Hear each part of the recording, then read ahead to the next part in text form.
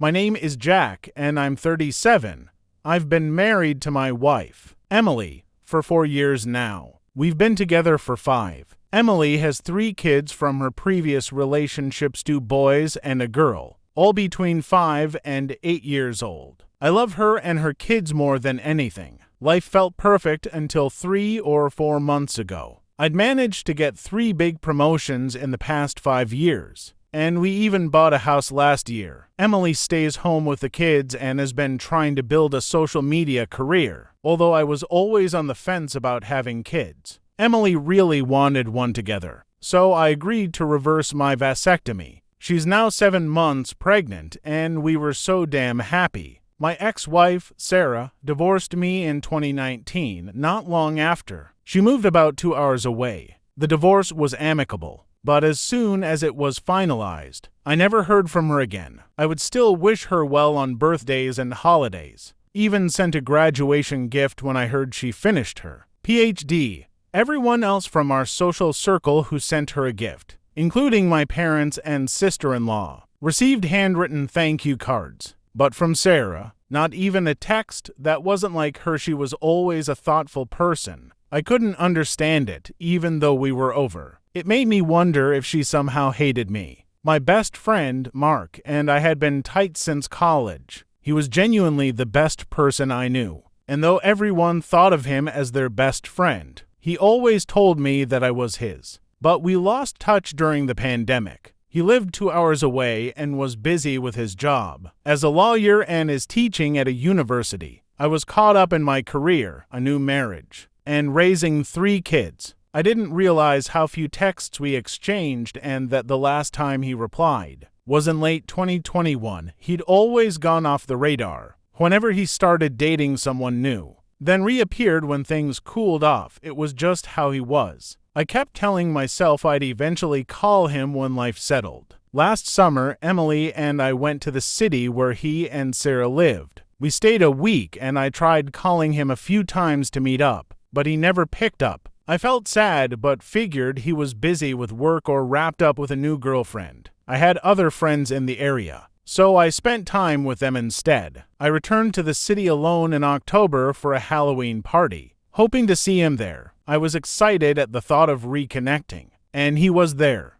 When I saw him, I went over to say hi and hug him, but his reaction caught me off guard. He looked surprised and gave me a weak, almost uncomfortable hug. I told him I'd been in town over the summer and tried calling him to hang out. He simply said, "Yeah, I was on my honeymoon that week. Sorry I didn't get back to you." I was stunned. My best friend had gotten married, and I didn't even know he'd had a serious girlfriend. I felt hurt, but I was also genuinely happy for him. Mark's a great guy, and women love him. I started asking questions, eager to know more: who she was, where she was, what she was like, how they met. He paused, then bluntly said, "It's Sarah." The second he said her name, I knew it was my ex-wife, Sarah. She doesn't have a super unique name, but it isn't common either. Hearing those 2 words from his mouth, it hit me like a freight train. My stomach twisted, and I felt like I'd just been gutted. I mumbled, "What the fuck?" And he snapped back, telling me I didn't have the right to be angry because I'd broken her heart.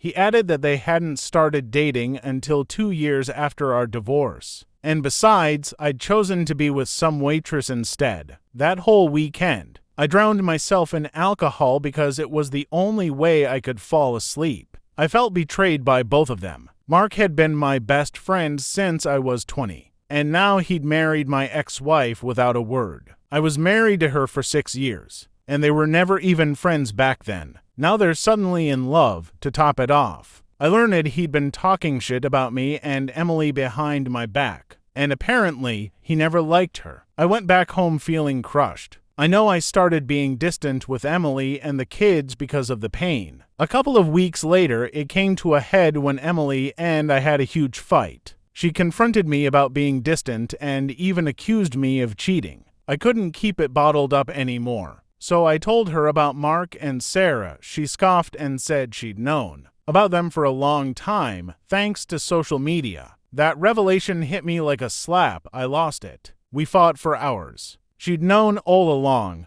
never said a word. Even when I talked about Mark ignoring my calls and texts, I ended up crashing at my parents' place for a few days. Too furious and heartbroken to go back home. When I finally returned, Emily and I argued again. She accused me of still being in love with Sarah, saying I wouldn't care this much if I wasn't, in a fit of frustration. I called her stupid and told her she couldn't understand because she doesn't have close friends. I tried to explain that it wasn't just about Sarah, it was the fact that my best friend married her without telling me. I didn't see what was so hard to understand about that. We eventually made up, but nothing feels the same. Every day, I feel sick to my stomach. I do love Emily, but I'm beginning to realize that it's not the same as how I loved Sarah, and I don't think Emily loves me the way Sarah did either. Regret started creeping in, and I can't stop thinking about how happy Sarah and I were until everything fell apart now. I don't even have my best friend to turn to because he's too busy with my ex-wife to care about me. Everything feels hollow. I feel like my entire life is built on lies. Some of my friends understand the betrayal but think I need to let it go and move on.